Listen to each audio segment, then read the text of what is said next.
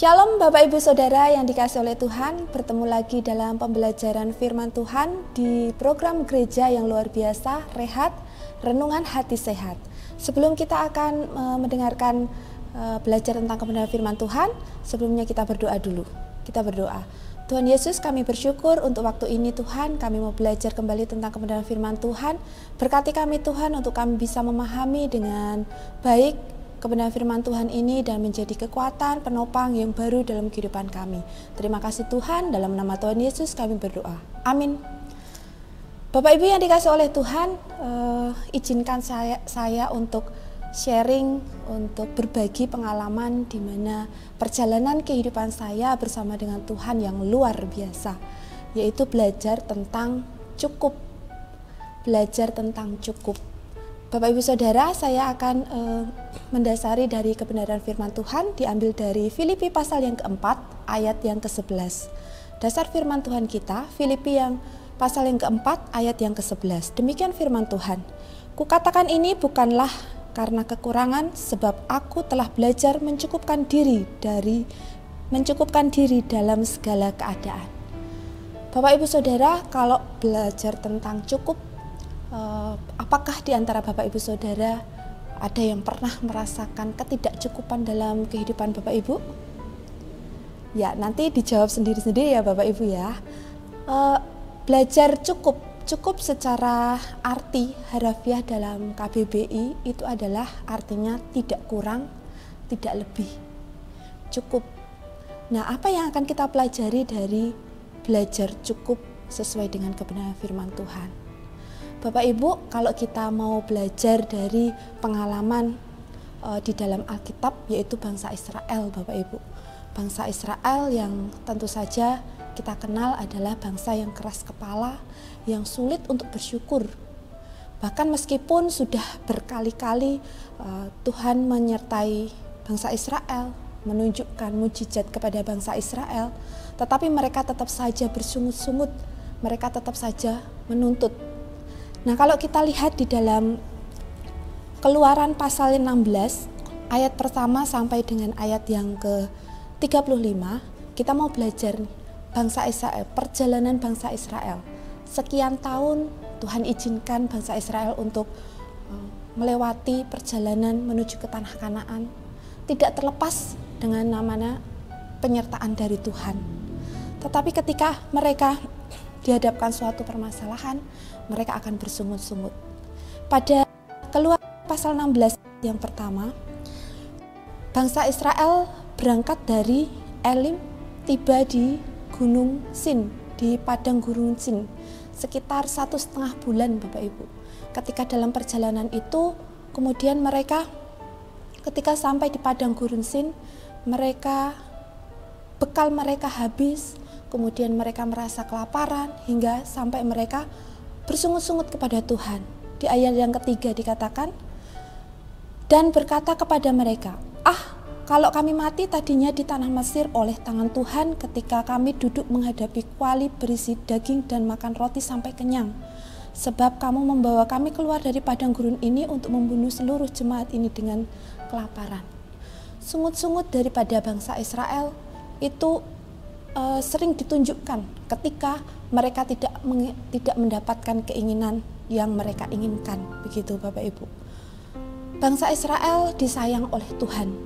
Tuhan tidak pernah meninggalkan, sehingga ketika dalam perjalanan itu Tuhan memberikan berkat. Tuhan mengasihi bangsa Israel. Tuhan mengirimkan hujan roti. Di ayat yang keempat dikatakan di situ, sesungguhnya aku akan menurunkan dari langit hujan roti bagimu, maka bangsa itu akan keluar dan memungut tiap-tiap hari sebanyak yang perlu untuk sehari, supaya mereka aku coba apakah mereka hidup menurut hukumku atau tidak. Ketika Tuhan Yesus memberkati dalam bentuk hujan roti, kemudian Tuhan mau untuk mereka mengambil seperlunya saja, seukuran mereka saja, tetapi mereka tidak sesuai dengan apa yang Tuhan mau. Mereka mengambil dengan lebih. Demikian juga ketika Tuhan mengizinkan untuk memberkati mereka dalam bentuk mengirimkan burung puyuh, Tuhan juga berjanji, Tuhan juga memberikan perintah untuk mengambil sesuai dengan keperluannya, seperluannya. Di ayat yang ke-16 dikatakan, beginilah perintah Tuhan, pungutlah itu tiap-tiap orang menurut keperluannya. Masing-masing kamu boleh mengambil untuk seisi kemahnya segomer seorang menurut jumlah jiwa. Bapak Ibu Saudara yang dikasihi oleh Tuhan, ketika bangsa Israel itu diberkati oleh Tuhan, dari sekian perjalanan itu melimpah Bapak Ibu, tetapi Tuhan mau melihat hati daripada bangsa Israel, seberapa taat dan tekunkah ketika Tuhan memberikan batasan untuk mengambil sesuai dengan keperluannya. Dari kisah ini Bapak Ibu kita bisa melihat Tuhan memberkati bangsa Israel, bahkan juga selama perjalanan ke depannya secara berlimpah Bapak Ibu. Tetapi Tuhan mau untuk tidak boleh ada di dalam ketamakan atau kerakusan Bapak Ibu. Sebagai suatu kesaksian Bapak Ibu ya, kalau berbicara tentang yang namanya tamak ataupun suatu kecukupan dalam kehidupan kita Bapak Ibu, saya punya kesaksian ketika saya mengikuti suatu pendidikan perkuliahan di asrama Bapak Ibu. Ketika dalam kehidupan di asrama itu, dalam memenuhi kebutuhan sehari-hari tidak bisa stabil Bapak Ibu. Ketika saya bekerja, saya mendapatkan uang, saya memegang uang. Ketika ada orang tua asuh saya mengirimi, itu saya memegang uang. Tetapi di situ saya diberikan pelajaran bagaimana ketika saya dikasih berkat, saya bisa mencukupkan diri, saya bisa belajar mencukupkan diri, bagaimana yang prioritas untuk bisa saya gunakan uang tersebut, yang bisa saya gunakan untuk memenuhi kebutuhan saya sehari-hari. Jadi di situ saya belajar bagaimana saya mencukupkan diri dengan berkat yang Tuhan berikan untuk saya pribadi. Saya teringat juga Bapak Ibu ketika doa yang diajarkan oleh Tuhan Yesus di Matius pasal yang ke-6 ayat 11 itu dikatakan, berikanlah kami pada ini makanan kami yang secukupnya. Tuhan Yesus mengajarkan untuk Yang penting adalah kamu bersyukur. Yang paling penting detik ini harus kamu bersyukur untuk berkat Tuhan. Kita tidak perlu memikirkan untuk hari besok, tetapi paling tidak ketika hari ini Tuhan memberkati, ucapan syukur yang pertama. Yang kedua, kita dilatih untuk juga tidak khawatir untuk hari besok. Karena apa? Tuhan sudah berjanji. Berikanlah pada hari ini makanan kami yang secukupnya. Dan Tuhan juga berjanji ketika sudah Tuhan memberkati hari ini, yakin pasti besok juga Tuhan akan berkati. Bapak Ibu Saudara yang dikasih oleh Tuhan, salah satu tokoh Mahatma Gandhi mengatakan kata-kata yang memang mungkin bermakna dalam begitu ya. Beliau mengatakan, bumi cukup untuk memenuhi kebutuhan seluruh manusia, tetapi tidak cukup untuk mencukupi satu orang tamak.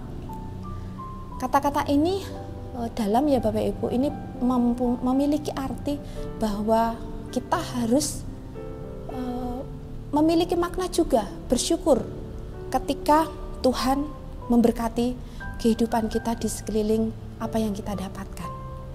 Jadi Bapak Ibu Saudara yang dikasihi oleh Tuhan, jika hari ini ada yang masih merasa ada kekurangan, ketidakcukupan begitu, kita sama-sama belajar.